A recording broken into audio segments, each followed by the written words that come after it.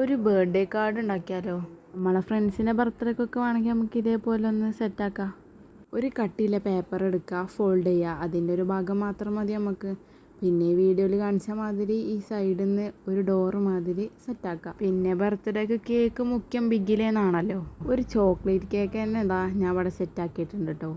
അടുക്കളയിൽ കയറാതെ ഇതേപോലെ ഒരു കേക്ക് സെറ്റ് ചെയ്യാറുണ്ട്. അത് അടിപൊളിയാക്കാറില്ലേ? പിന്നെ കേക്കിൻ്റെ ബാക്ക്ഗ്രൗണ്ടൊന്നും ഒട്ടും ഡെക്കറേഷൻ കുറക്കണ്ട, ഫുൾ ആഡംബരം ആയിക്കോട്ടേന്ന്.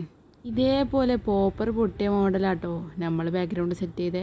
ഇനി ഡോറ് തുറക്കുക, അതിൻ്റെ ഈ സൈഡ് ഇതേപോലെ ഒരു മാർക്കറോ ഇല്ലെങ്കിൽ ഹൈലൈറ്ററോ വെച്ച് ഇതേപോലെ ഒന്ന് ഡിസൈൻ ചെയ്ത് കൊടുക്കുക. പ്ലെയിൻ്റെയും കാട്ടിലും നല്ലത് ഇതേപോലെ ഓരോ ഡിസൈന് വരഞ്ഞെടുക്കുക. പിന്നെ ഡോറ് കട്ട് ചെയ്ത ഭാഗത്ത് ഒരു പേപ്പർ വെച്ച് ഒട്ടിക്കാൻ മറക്കണ്ട, അത് ഞാൻ വീഡിയോയിൽ പറയാൻ മറന്നിക്കണ്. പിന്നെ ഇതേപോലെ ഒരു കാർട്ടൂൺ സാധനത്തിന് എടുക്കുക. എന്ത് സാധനമാണെന്ന് എനിക്കറിയില്ല കേട്ടോ. ഇൻട്രസ്റ്റിൽ ഇങ്ങനെ തപ്പി, അപ്പം ഞാൻ കണ്ടു, അങ്ങനെ ഇഷ്ടമായി എടുത്തു. അപ്പം നിങ്ങൾ വിചാരിക്കും ഫുള്ള് കോപ്പി ഇടണമെന്ന്. അല്ല കേട്ടോ, കുറേയൊക്കെ എൻ്റെ ക്രിയേറ്റിവിറ്റി ഉണ്ട്.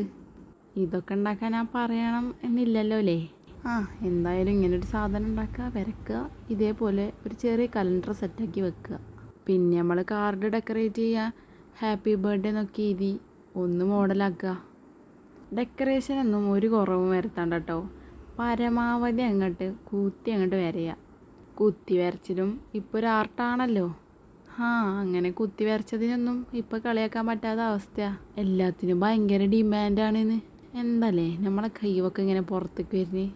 പിന്നെ ബാക്ക്ഗ്രൗണ്ടിൽ കുറച്ച് തോരണങ്ങളൊക്കെ തൂക്കി കളർ ചെയ്ത് സെറ്റാക്കിയെടുക്കുക. ഒരു കിടുക്കാച്ചി ഐറ്റം ആയിക്കോട്ടെ. പിന്നെ ചാനൽ ആദ്യമായിട്ട് കാണുന്നവരുണ്ടെങ്കിൽ സബ്സ്ക്രൈബ് ചെയ്തോളൂ കേട്ടോ. കിടിലം വീഡിയോസായിട്ട് ഇനിയും വരും. പിന്നെ വീഡിയോക്ക് ലൈക്ക് ചെയ്യാനും മറക്കണ്ട.